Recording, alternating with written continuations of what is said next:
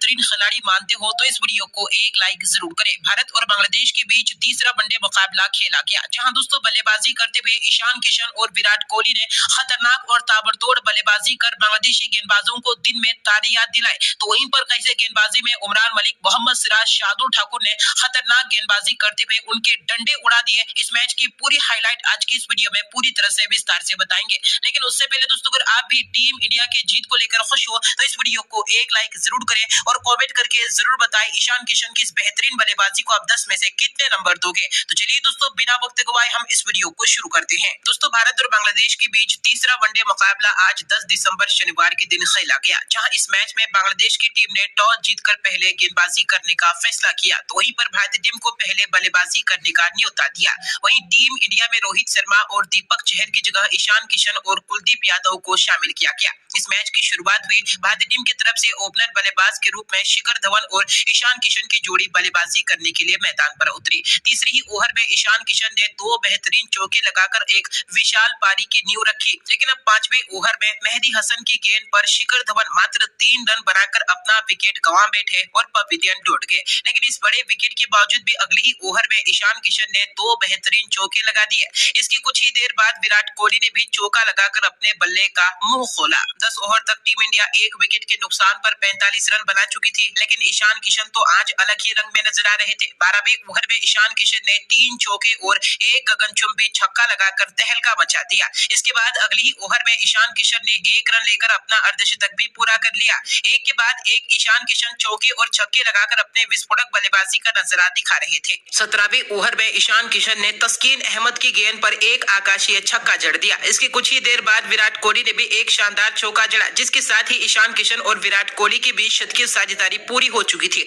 20 over तक team India 1 wicket के नुकसान पर 127 रन बना चुकी थी। लेकिन आज की इस मैच में विराट कोहली और ईशान किशन दोनों ही खिलाड़ी ताबड़तोड़ रन बरसाकर शानदार फॉर्म में नजर आ रहे थे। एक के बाद एक दोनों ही खिलाड़ी बाउंड्री बटोरते हुए नजर आ रहे थे। दोनों ही खिलाड़ियों के बीच एक विशाल साझेदारी पनप चुकी थी। वहीं 24वें ओवर में ईशान किशन एक बेहतरीन चौका लगाकर अपने अंतर्राष्ट्रीय करियर का पहला शतक पूरा कर लिया। शतक लगाने के बाद ईशान किशन ने और भी तूफानी बल्लेबाजी करना शुरू कर दी। 25वें ओवर में ईशान किशन ने एक छक्का जड़ा। तो वहीं पर इसके बाद अगले 2 ओवर में ईशान किशन के बल्ले से एक के बाद एक 4 खतरनाक छक्के देखने को मिले। 28वें ओवर में एक और बड़ा कारनामा हुआ, जहां इस ओवर में विराट कोहली ने 1 रन लेकर अपना अर्धशतक पूरा कर लिया और इसके बाद अगली ही गेंद पर ईशान किशन ने छक्का लगाकर अपने 150 रन पूरे कर लिए। इस ओवर में इन दोनों खिलाड़ियों के बीच 200 रनों की साझेदारी पूरी हो चुकी थी। एक के बाद एक ईशान किशन चौके और छक्के लगाकर बांग्लादेशी गेंदबाजों को जमकर परेशान कर रहे थे। 30 ओवर तक टीम इंडिया 1 विकेट के नुकसान पर 240 रन बना चुकी थी। देखते ही देखते ईशान किशन अपने दोहरे शतक के करीब आ पहुंचे थे।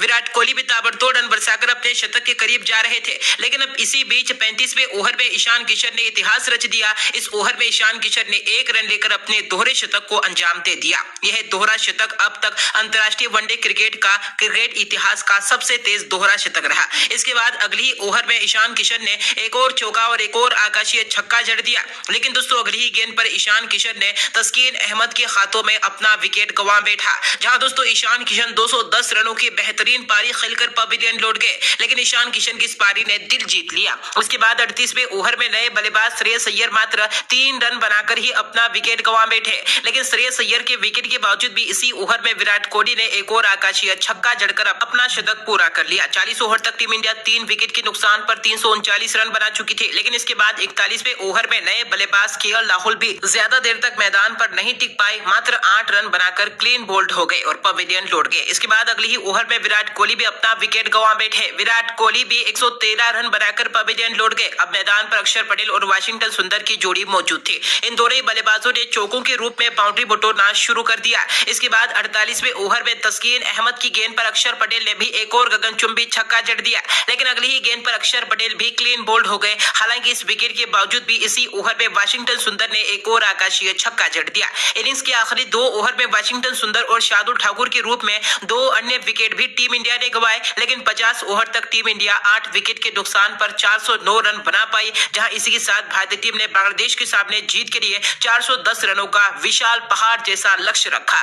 अब दोस्तों, बांग्लादेश की तरफ से ओपनर बल्लेबाज के तौर पर इस लक्ष्य का पीछा करने के लिए लिट्टन दास और अनामुल हक बल्लेबाजी करने के लिए मैदान पर उतरे। इनिंग्स के दूसरी ओवर में लिट्टन दास ने चौका जड़ा। करा। तो वहीं पर इसके बाद तीसरे ओवर में अनामुल हक ने एक गगनचुंबी छक्का जड़ दिया। इसके बाद चौथे ओवर में लिट्टन दास ने एक के बाद एक 2 चौके और एक गगनचुंबी छक्का लगा दिया। एक के बाद एक बांग्लादेश की टीम ने शानदार शुरुआत कर दी थी, लेकिन पांचवें ओवर में अक्षर पटेल ने अनामुल हक को 8 रन के व्यक्तिगत स्कोर पर चलता कर दिया और पवेलियन भेज दिया। इसके बाद 8वें ओवर में मोहम्मद सिराज ने लिट्टन दास को 29 रन के व्यक्तिगत स्कोर पर आउट कर दिया और उन्हें भी पवेलियन भेज दिया। लेकिन दोनों ही ओपनर बल्लेबाजों के आउट होने के बावजूद भी शाकिब अल हसन शानदार बल्लेबाजी कर रहे थे। 10 ओवर तक बांग्लादेश की टीम 2 विकेट के नुकसान पर 66 रन बना चुकी थी। 12वें ओवर में अक्षर पटेल की गेंद पर मुशफिकुर रहीम भी क्लीन बोल्ड हो गए और 7 रन बनाकर पवेलियन लौट गए। एक के बाद एक बांग्लादेश की टीम के 3 विकेट गिर चुके थे। भारतीय टीम अब इस मैच में एक बार फिर से अपना दबदबा कायम करते हुए नजर आ रही थी, लेकिन अब बांग्लादेश की तरफ से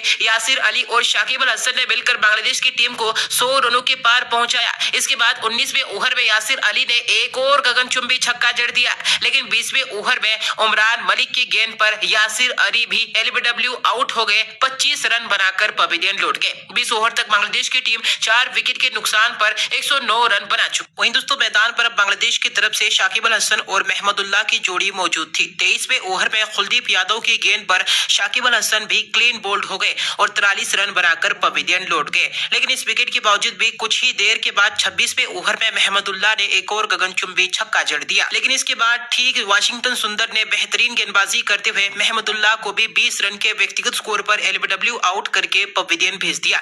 अब अगली ही ओवर में आफिफ हुसैन भी मात्र 8 रन बनाकर पवेलियन लौट गए। बांग्लादेश की टीम को मेहदी हसन से काफी ज्यादा उम्मीदें थी, लेकिन 30वें ओवर में मेहदी हसन भी मात्र 3 रन बनाकर शार्दुल ठाकुर की गेंद पर अपना विकेट गंवा बैठे। इसके बाद इसी ओवर में शार्दुल ठाकुर ने इबादत हुसैन को भी 0 रन के स्कोर पर ही चलता कर दिया, जहां 30 ओवर में बांग्लादेश की टीम 9 विकेट के नुकसान पर 148 रन बना चुकी थी। अब बांग्लादेश की टीम ऑल आउट के कगार पर पहुंच चुकी थी, लेकिन कुछ देर तक मुस्तफिजुर रहमान ने शानदार बल्लेबाजी की, चौके बटोरे। तो वहीं पर तस्कीन अहमद ने भी 2 गगनचुंबी छक्के जड़े, लेकिन इन खिलाड़ियों की साझेदारी को ब्रेक करने का काम अब 34वें ओवर में उमरान मलिक ने किया। उमरान मलिक ने खतरनाक गेंदबाजी करते हुए मुस्तफिजुर रहमान को क्लीन बोल्ड कर दिया। मुस्तफिजुर 13 रन बनाकर पवेलियन लौट गए और इस तरह से भारतीय टीम ने इस मैच को 227 रनों के बड़े अंतर से जीत लिया। दोस्तों